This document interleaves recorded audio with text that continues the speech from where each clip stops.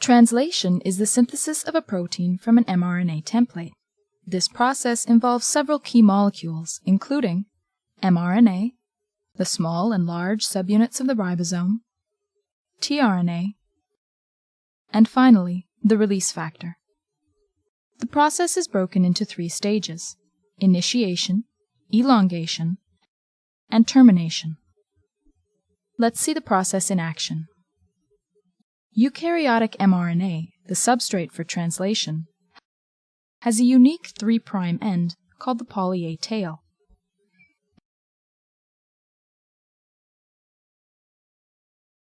mRNA also contains codons that will encode for specific amino acids.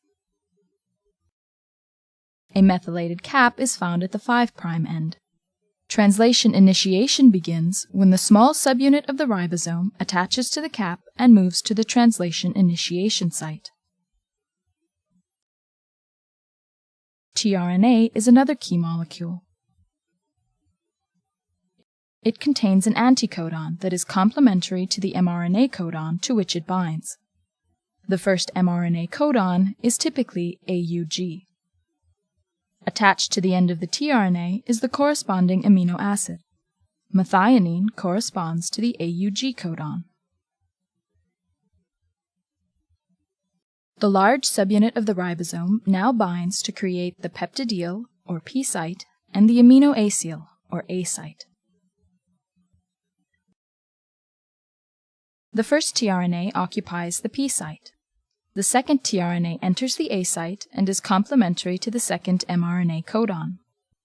The methionine is then transferred to the A site amino acid, the first tRNA exits, the ribosome moves along the mRNA, and the next tRNA enters.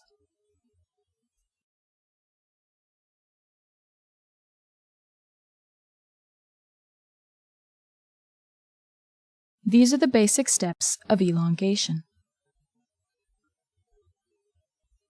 As elongation continues, the growing peptide is continually transferred to the A site tRNA, the ribosome moves along the mRNA, and new tRNAs enter. When a stop codon is encountered in the A site, a release factor enters the A site and translation is terminated.